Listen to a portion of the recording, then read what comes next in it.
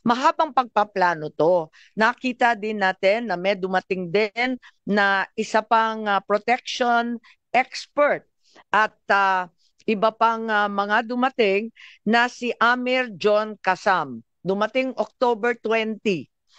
At yung investigador dumating din sa October 24. Siya yung huli. Ang huling ICC na nasa record ko, October 24, Glenn Roderick Thomas Cala.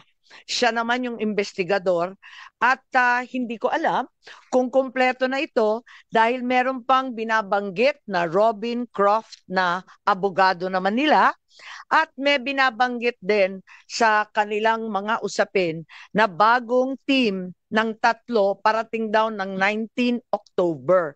Hindi ko na nakuha yung pangalan pero maliwanag na merong mga dumating na ICC at nagpakilala bilang tauhan talaga ng ICC na may kanya-kanyang espesyalidad.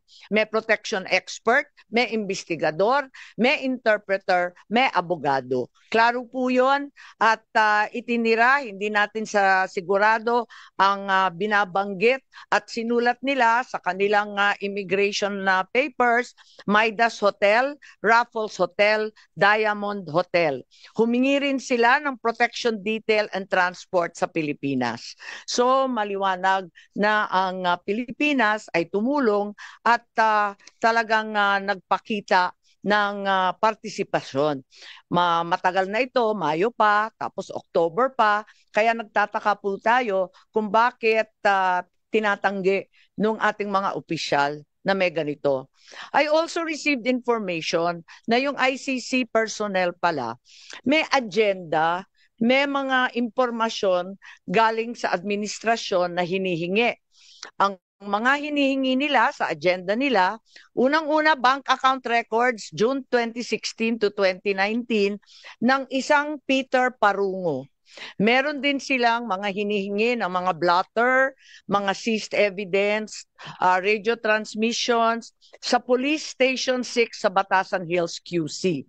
Alalahanin natin na meron tayong bank privacy. Kaya nakakapagtaka bakit yung bank account records na kami mismo dito sa Senado hindi makuha-kuha, naibigay sa ICC. Pati na rin yung mga tactical operations ng pulis, pati na rin yung records ng East Avenue Medical Center sa lahat ng dead on arrival between July 2016 to 31, 2017, lahat ng detalye ng postmortem autopsy at mga inspeksyon. Sana ipapatanong ko to sa ating kapulisan. Sabi nga ni Senator Cayetano, hindi naman yan sakop ng executive privilege pagkat hindi naman cabinet rank. Pero wala sila rito. Bakit nila ipagkakaila ito samantalang fully recorded naman ito? Ang liwaliwanag naman ito. Wag na tayong magbulahan. Tapos, itong agenda na sinasabing hiningi, siya rin ang lumitaw sa application for warrant ng ICC prosecutor. Sa madaling sabi, ang kaso sa ICC base sa ebidensyang binigay ng pamahalaan ng Pilipinas.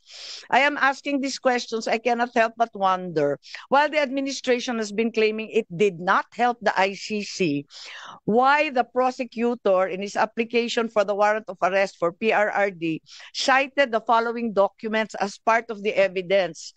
Ito na nga, yung paulit-ulit nilang pinagmamalaki, dokumento ng PNP at ibang department, ang drug watch list maintained by the law enforcement, financial and bank records, forensic evidence na nanggaling sa PNP.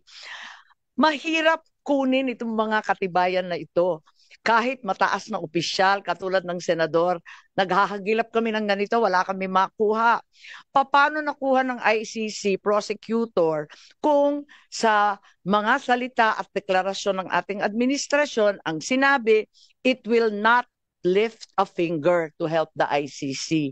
Bakit? Verbatim. Lahat ng hiningi nila, nakarecord sa agenda, yan din ang lumitaw na katibayan para sa warrant of arrest. Even if you were to assume that there were members of the PNP who helped the ICC prosecutor in an unofficial capacity, why were these not detected by our intelligence officers. I find it very hard to believe. Malaki po ang budget sa intelligence. Tignan po natin. Ang NSC, sana nandito si Secretary Anyo.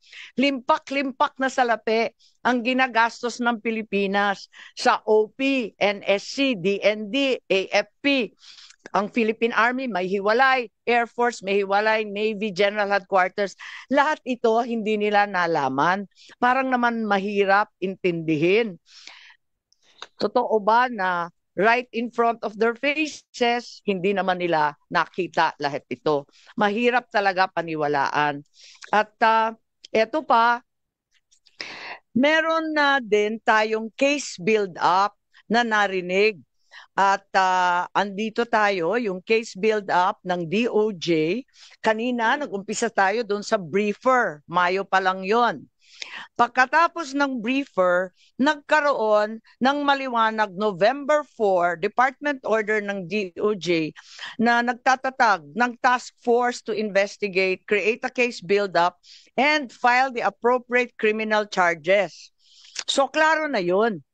And sana, andito yung DOJ para sabihin kung yung task force nga ba in-interview sina Senator Laila De Lima noon, Attorney Colmenares, and Commissioner Palpalatok. Yan lang ang gusto natin malaman. As a matter of fact, may nakita tayong bago. March 6 nitong taon na to, may memo ng accomplishment report nitong case build-up na to na humihingi ng additional 90 days. Kasi ang sabi nila hindi pa daw sapat, hindi pa daw klaro, hindi maliwanag. Humihingi sila nung umpisa ng nakaraang buwan, 90 days pa sana. So, sana yung DOJ i-confirm nila there already was a legal team. In fact, there is an allegation na pati private legal team magbabayad sila para mag-draft ng complaint for murder against those responsible for the death of 3 nationals in the Davao prison. Kung may case build-up, may draft of the complaint, why did we still have to cooperate with ICC and Interpol? I wanted to verify kung totoo nga na yung DOJ pinagtatanggol yung ICC jurisdiction in the cases before the Supreme Court. It appears that the DOJ is arguing there is no investigation or prosecution in the relevant EJK cases. But in fact, sila mismo may task force, meron ng report, may hinihingi na ng mga private lawyer, meron na ring Quadcom sa Kongreso. Merong Senate Blue Ribbon Committee. Ano ba naman ito? Mismo si Solicitor General talagang umatras na sa pagtatanggol ng posisyon na yan kasi ang sabi nga niya talaga namang meron ng case build-up mismo sa ilalim natin sa building na ito sa DOJ. Kaya hindi po katanggap-tanggap. At any point, kung ang ating mga kasamahan may idadagdag, pakisabi na lang po. Pero, eto pa, narinig natin na mayroong Oplan pursuit. Pakita na lang na inaamin at pinagmamalaki ni General Torre. Sabi niya, hindi ito spur of the moment. Huwag kayong maniwalang spur of the moment dahil matagal ko nang pinaplano ang Operation Pursuit. Ayan. Sige. Pwede natin ipakita. Ayan. Laksan lang po yung volume. Laksan lang natin yung volume, please.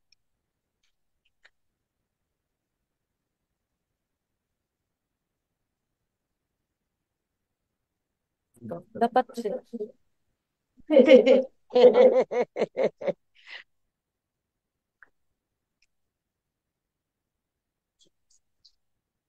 Sige.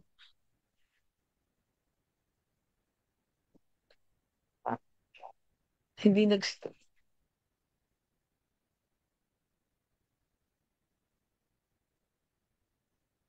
Attorney Dana, yung ating technical please, napakahina naman ng volume natin.